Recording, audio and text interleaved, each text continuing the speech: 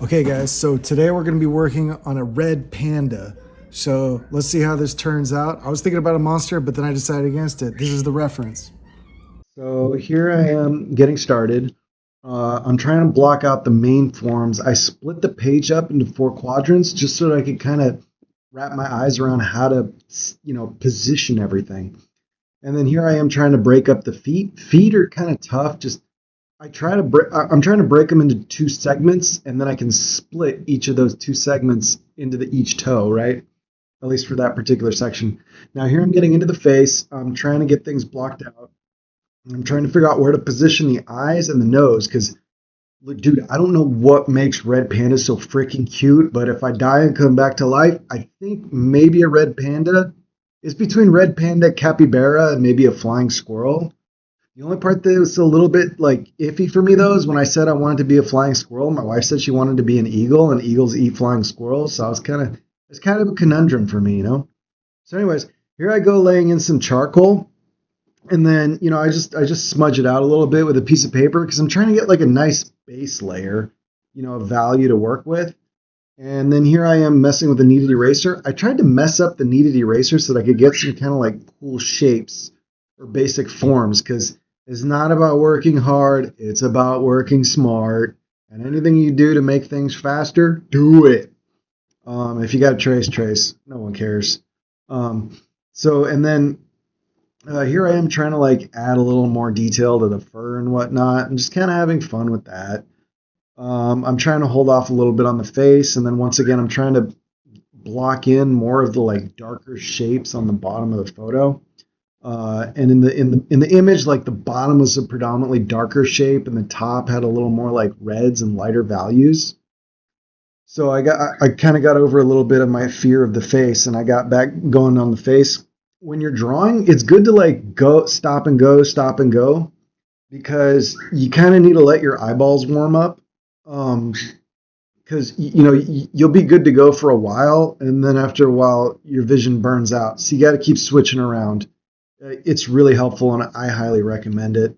And then here I am trying to like I'm trying to darken the like fur and then I'm also trying to darken the fur. Well, here I'm just trying to push basic forms like back forward, and I also kind of want to. And then here I am working a little bit more on the feet. You can see I'm breaking those two basic blocked chunks into now two separate toes for each of those chunks. Just so it's kind of easier for me to figure out what's going on.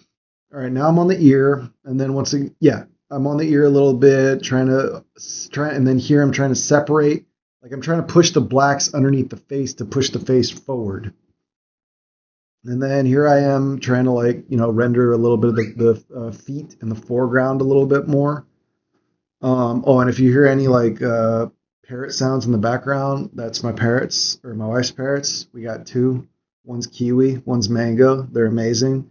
They like adding their little dub to this as well. And then, yeah, see? So here I am on the back foot. I was a little bit unhappy with the way that the back foot looked. So I kind of started like messing with it a little bit. I wasn't, looking at the reference as much as I should have been.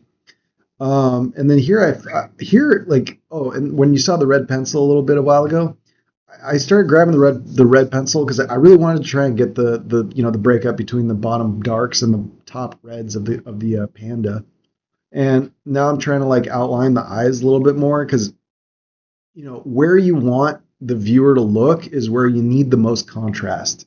So just kind of keep that in mind, and then just push the forms as hard as you can. One of my weaknesses is not pushing the darks enough. So I was trying to, that's why I have this kind of tinted paper, and I was using like 7Bs and 9Bs to try and biohack the way that I function. So, if you make your images too dark, maybe use a HB. If you make your images too light, use a 9B. Like just try to use anything you can to hack yourself into being better. And then here I am just trying to perfect the face a little bit more.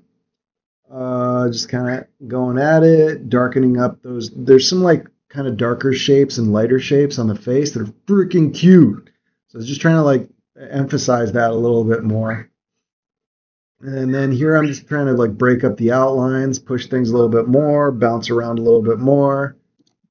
And you can't forget about the feet. You got to give them a little bit of love. You got to work on them some. It wasn't like the centerpiece, but the face was. But you gotta spread the love everywhere, regardless of whether or not they're feet.